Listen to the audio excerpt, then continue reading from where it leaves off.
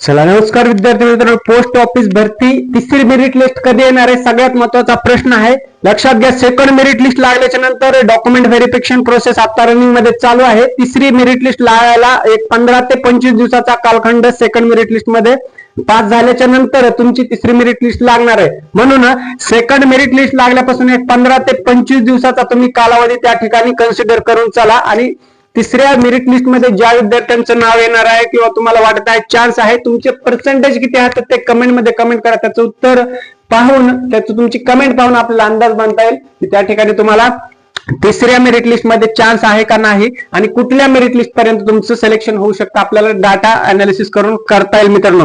म्हणून तुमचं selection chance कसा असू शकतो लक्षात घ्या. 88 ते 90 अबाव जे म्हणजे 88, 89 अराउंड 95 पर्यंत ज्यांचे सिलेक्शन चान्सेस त्यांचा या ठिकाणी स्ट्रॉंग चान्स असू शकतो. लक्षात घ्या, ऑल ओव्हर द कॅटेगरी जरी पकडून तुम्ही कन्सिडर केलं त्याच्यामध्ये open, OBC, PWD, SC, ST सगळ्या कॅटेगरी आल्या. त्याच्यानंतर 85 ते 90% ज्या विद्यार्थ्यांना आहेत 90-92च्या दरम्यान त्यांचा या ठिकाणी मीडियम चान्स असू शकतो. परंतु जर त्यांचं तिसऱ्या मेरिट लिस्टला सिलेक्शन झालं नाही तर त्यांनी अजिबात घाबरायचं नाही, कारण की तिसरी नंतर चौथी 5वी सप्लिमेंटरी लिस्ट येईल मित्रांनो. त्याच्यामुळे काळजी नाही, शेवटच्या लिस्ट पर्यंत तुमचं नक्कीच स्ट्रॉंग चान्सेस असू शकतो. म्हणून तुम्हाला वारंवार सांगतो, तुमची जे काही कमेंट आहे पर्सेंटेज आहेत ते कमेंट करत राहा, म्हणजे आपल्याला अंदाज बांधून पुढची तयारीचा मार्ग मोकळा होईल मित्रांनो. 75 ते 85 किंवा 88 पर्यंत ज्या विद्यार्थ्यांना त्यांचं लक फॅक्टर या ठिकाणी आपण जरी कन्सिडर केलं किंवा म्हटलं तरी चालेल, कारण की तिसऱ्या मेरिट लिस्टला कट ऑफ एकदमच डायरेक्टली ड्रॉप होणार नाही. परंतु या ठिकाणी जर तुम्ही पीडब्ल्यूडी कॅटेगरी मधून असाल तर 85 पर्यंत तुमचे हायस्ट पर्सेंटेज असेल आणि सेकंड आणि पहिल्या मेरिट लिस्टला नसेल झालं तर 99% तुमचे या ठिकाणी चान्सेस आहेत मित्रांनो तिसऱ्या मेरिट लिस्टला. लक्षात घ्या, आता एससी एसटीचा सुद्धा कॅटेगरीचा कट ऑफ या ठिकाणी नक्कीच कमी होईल. त्यामुळे किती कमी होईल आपल्याला एक्झॅक्ट सांगता येणार नाही, परंतु पहिली आणि दुसरी मेरिट लिस्ट पाहता मित्रांनो 0.50, 0.501%, 2%, 3% काही ठिकाणी कट ऑफ ड्रॉप झालेला आहे. जो सगळीकडे कट ऑफ तेवढा ड्रॉप नाही झालेला, नक्कीच नाही झालेला. परंतु तुम्ही फॉर्म कुठे भरला आहे, डिव्हिजन कुठले आहे, तुमचा जिल्हा कुठला आहे, तिथे कॉम्पिटिशन किती आहे, स्पर्धा किती आणि व्हॅकन्सी किती, ह्या सगळ्या गोष्टी त्या ठिकाणी मॅटर करत असतात.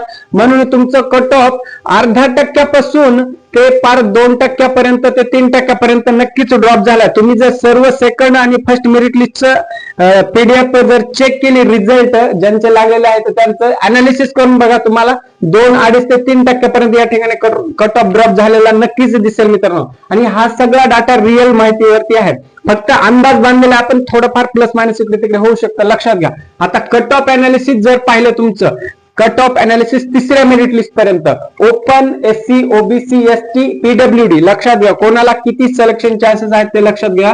ओपन कॅटेगरी मध्ये तुमचं 90 ते 95% जर असतील तिसऱ्या मेरिट लिस्टला, लक्षात घ्या सेकंड मेरिट लिस्टला 96-97 पर्यंत सुद्धा मेरिट गेले, 95 सुद्धा गेलेले, काही ठिकाणी वेगवेगळ्या डिव्हिजन नुसार वेगवेगळं त्या ठिकाणी मेरिट गेलेलं आहे. म्हणून तिसऱ्या मेरिट लिस्टला 90 ते 95च्या रेंज मध्ये जर तुमचे पर्सेंटेज असतील तर त्या ठिकाणी 90% तुमच्या तिसऱ्या मेरिट लिस्टला चान्सेस आहेत आणि ते पण स्ट्रॉंग चान्सेस असणार आहेत मित्रांनो. आता तिसऱ्या मेरिट लिस्टला हे झालं ओपन कॅन्डिडेट साठी, ओपन युआर मधल्या विद्यार्थ्यांसाठी. ओबीसी जर असाल तर सेकंड मेरिट लिस्टला 85 ते 92 पर्यंत, हायेस्ट 93-94 पर्यंत काही ठिकाणी कट ऑफ गेलेला आहे. तिसऱ्या मेरिट लिस्टला जर बघितलं 84 पासून ते पार 89 किंवा 92 पर्यंत सुद्धा तिसऱ्याला कट ऑफ जाऊ शकतो. आता हा जो डाटा आहे कट ऑफ अनालिसिसचा तो आपण मिडियम लेवलचा घेतला आहे, कारण की एकदम टॉपचं पण नाही आणि एकदम लोअरचं पण नाही. जो मिडियम आहे म्हणजे त्याचा अंदाज आपल्याला अॅक्युरेसी त्याची 90% असेल, या अनुषंगाने आपण तो डाटा घेतला आहे. या ठिकाणी हा डाटा अंदाजित असल्यामुळे थोडासा कट ऑफ मध्ये कमी जास्त नक्कीच होऊ शकतो. ईडब्ल्यूडीएस जे कॅन्डिडेट आहेत त्यांचं सेकंड मेरिट लिस्टला 86 ते 92-93 पर्यंत कट ऑफ गेलेला होता. म्हणजे काय की कॉम्पिटिशन खूप जास्त आहे. पहिली दुसरी मेरिट लिस्ट लागली, आता नेमकं लिस्ट किती लागणार आणि किती लिस्ट पर्यंत तुम्हाला चान्स मिळू शकतो का, हा जीडीएसचा तुम्ही नादच सोडून देता, ही सुद्धा गोष्ट तुम्हाला क्लिअर करतो. लक्षात घ्या, जर तुमचे 85+ मार्क असतील, पर्सेंटेज असतील, कुठलीही कॅटेगरी असू द्या, तुम्ही भले ओपन असू द्या, तर शेवटच्या लिस्ट पर्यंत तुम्ही होप सोडू नका. कारण की जर कॅटेगरी मध्ये असाल तर 85+ जर असतील तर तुमचे त्या ठिकाणी बऱ्यापैकी चान्सेस असणार आहेत मित्रांनो. परंतु ओपन मधील असाल तर थोडासा मुश्किल असू शकतो तिथं. खरं सांगायचं झालं तर थोडंसं कठीण असू शकतो, परंतु जर त्यांच्या व्हॅकन्सी पूर्णपणे नाही भरल्या गेल्या तर त्या ठिकाणी तुम्हाला नक्कीच चान्स मिळेल, म्हणून आशा बिलकुल सोडायची नाही. आणि शेवटच्या म्हणजे लास्टच्या लिस्ट पर्यंत तुम्ही त्या ठिकाणी सर्व लिस्ट चेक करत राहायच्यात मित्रांनो. ठीक आहे. आता SC कॅटेगरी पाहिलं तर 80 ते 90च्या रेंज मध्ये कट ऑफ सेकंड मेरिट लिस्टला गेलेला होता. लक्षात मी वारंवार सांगतो तुम्हाला, +- 1-2% याच्यामध्ये कन्सिडर करा, ही मिडियम रेंज पकडली आहे. तिसऱ्या मेरिट लिस्टला SC जर पाहिलं 78 ते 87 किंवा 88, फार तर फार 99-90 पर्यंत सुद्धा जाऊ शकतो. +- 2% मागे 2% पुढे कन्सिडर करून चला. त्या अनुषंगाने म्हणजे काय, कॅटेगरी मधील जे काही स्टुडंट आहेत त्यांचे 85-88 अराउंड 90% आहेत, त्यांचं या 2026 ला GDS मध्ये सिलेक्शन होण्याचे स्ट्रॉंग चान्सेस आहेत. परंतु फक्त मेरिट लिस्ट मध्ये नाव येऊन भागत नाही मित्रांनो, त्याच्यासाठी डॉक्युमेंट व्हेरिफिकेशन ही प्रोसेस सुद्धा कंप्लीट करावी लागते. फक्त मेरिट लिस्ट मध्ये नाव आलं म्हणजे नाही, तुमचं DV सुद्धा तुम्हाला व्यवस्थितरित्या पार करावं लागते. म्हणून डॉक्युमेंट सुद्धा सर्व रेडी करून ठेवायचे. आणखी कोणाला डॉक्युमेंट माहित नसेल तर कमेंट मध्ये डॉक्युमेंट फक्त टाकायचे, तुम्हाला डॉक्युमेंट लिस्ट लगेच येऊन जाईल मित्रांनो.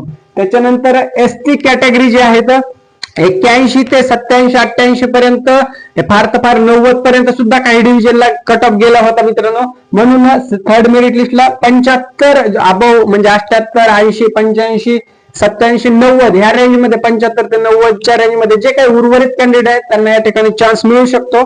कारण की पुढे जशी जशी मेरिट लिस्ट लागेल तसा तसा कट ऑफ नक्कीच ड्रॉप होत असतो.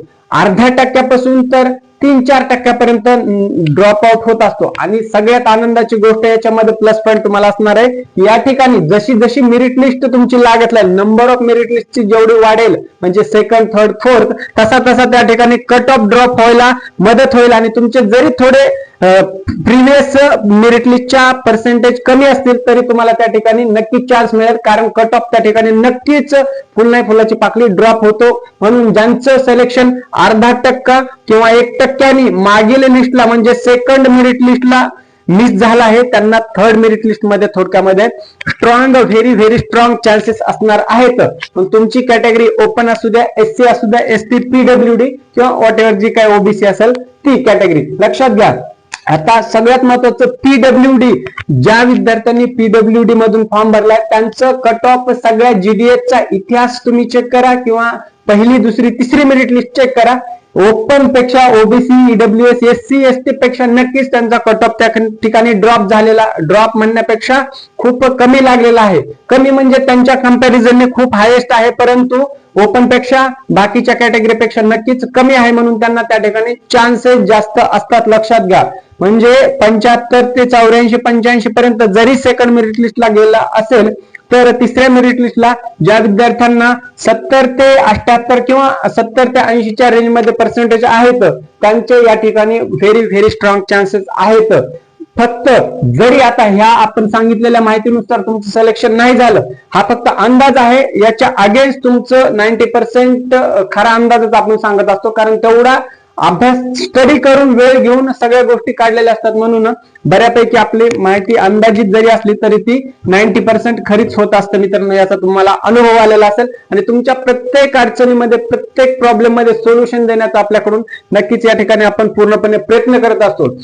दुसरी गोष्ट, आता डॉक्युमेंट व्हेरिफिकेशन मध्ये मित्रांनो तुमच्या काही चुका होऊ नयेत.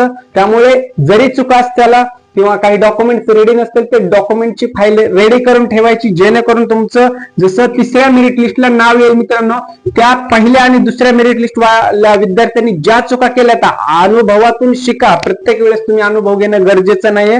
लक्षात घ्या, दुसऱ्याच्या अनुभवातून शिकणे ही सुद्धा खूप मोठी गोष्ट आहे. तो सुद्धा एक प्रकारे तुमचा अनुभवच असणार आहे.